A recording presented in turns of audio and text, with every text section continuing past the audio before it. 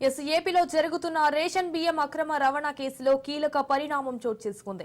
Kakinada port నుంచి PDS rice అక్రమంగా రవాణా జరుగుతుండటంపై ఏపీ ప్రభుత్వం సిట్ దర్యాప్తు జరపాలని ఆదేశించింది. దీంతో రంగంలోకి దిగిన సిట్ బృందం 2 ఐపీఎస్లు 4 డీఎస్పీలతో దర్యాప్తు ప్రారంభించింది.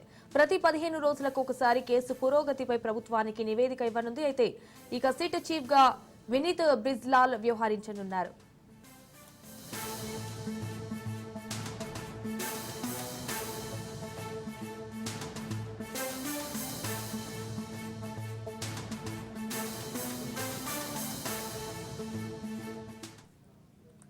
ఏపీలో జరుగుతున్న రేషన్ బియ్యం అక్రమ రవాణా కేసులో కీలక పరిణామం చోటు చేసుకుంది. కాకినాడ పోర్ట్ నుంచి పీడీఎస్ రైస్ అక్రమంగా రవాణా జరుగుతుండటంపై ఏపీ ప్రభుత్వం సిట్ దర్యాప్తు జరపాలని ఆదేశించింది. ఇక ఇదే అంశానికి సంబంధించి మరిన్ని డీటెయిల్స్ మా ప్రతినిధి క్రాంతి ఫోన్ ద్వారా అందిస్తారు. క్రాంతి,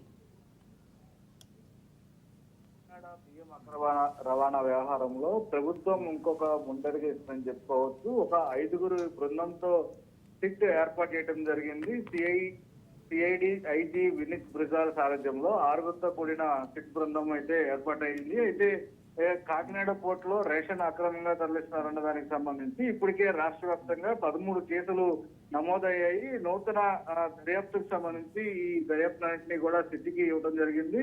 స్పెషల్ ఇన్వెస్టిగేషన్ టీం ఈ 6గురు కూడా దీనిలో టీం సభ్యులు 4 డిఎస్పీలు, దీనికి సంబంధించి సిఐడి ఎస్పీ ఉమామేశ్వర్ తో పాటు 4 డిఎస్పీలు ఉంటారు. ఈ బృందంలో ప్రత్యేకంగా కాకినాడ పోర్ట్ హబ్ గా అనేక సంవత్సరాలుగా ఈ అక్రమ బియ్యం రవాణా అయితే జరుగుతుంది. దానికి సంబంధించి గత ప్రభుత్వ హయాంలో పెద్ద ఎత్తున ఇక్కడి నుంచి కొన్ని లక్షల మెట్రిక్ టన్నులు విదేశాలకు పంపిన పరిస్థితి ఉందంటూ కూడా వస్తున్న ఆరోపణల నేపథ్యంలో, దాంతో పాటు రాష్ట్ర వ్యాప్తంగా ఇతర కేసులకు సంబంధించి కూడా నమోదైన నేపథ్యంలో ఈ కేసులన్నింటినీ కూడా ప్రస్తుతం సిట్ కి హ్యాండ్ ఓవర్ చేయడం జరిగింది. అయితే దీనికి సంబంధించి సిట్ చీఫ్ గా వినీత్ బ్రిజాల్ ఉంటారు. దాంతో పాటు వినీత్ బ్రిజాల్ టీమ్ లో అటు సిఐడిలో ఎస్పీగా ఉన్న ఉమామేశ్వర్ సభ్యుడు, అదేవిధంగా అశోక్ వర్ధన్ డిఎస్పీ, బాల సుందర్ రావు డిఎస్పీ, గోవర్ధన్ రావు డిఎస్పీతో పాటు రత్తయ్య డిఎస్పీ, వీళ్ళందరూ కూడా సిట్ లో సభ్యులుగా ఉంటారు. ఈ సిట్ కి సంబంధించి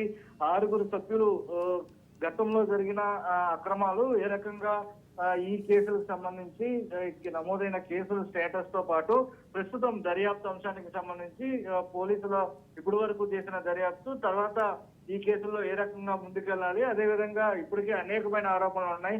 ఈ అక్రమ బియ్యం రవాణాకు సంబంధించి అనేక మంది దళారులు కావచ్చు, మాఫియాకు సంబంధించి పెద్ద ఎత్తున వస్తున్న ఆరోపణలు, దీనిపైన ప్రభుత్వం కొత్త కఠినంగా ముందుకు వెళ్తున్న నేపథ్యంలో ప్రస్తుతం సిట్ అయితే ఏర్పాటు చేయడం జరిగింది. సిట్ నేతృత్వంలో ఈ కాకినాడ హబ్ గా ఏదైతే రేషన్ బియ్యం మాఫియా నడుస్తుందో దానికి సంబంధించి పూర్తి స్థాయి దర్యాప్తు చేయడంతో పాటు ఈ మాఫియాకు సంబంధించి నమోదైన కేసులు, అక్రమ బియ్యం రవాణాకు సంబంధించిన కేసులన్నీ కూడా ప్రస్తుతం సిట్ సారథ్యంలో ముందుకెళ్లే అవకాశం కనపడుతుంది. సిట్ దర్యాప్తు అనంతరం కూడా ఏ రకంగా అంటే ఈ మాఫియాకు సంబంధించి ఎవరున్నారు, దీని వెనకమాల పెద్ద హస్తం ఎవరు, ఈ పెద్ద వ్యక్తులు ఎవరైనా ఉన్నారా లేదా అనే అంశానికి సంబంధించి కూడా రాబోయే రోజుల్లో చేసే అవకాశం అయితే ఉంది. Right, thank you for the updates Kranti.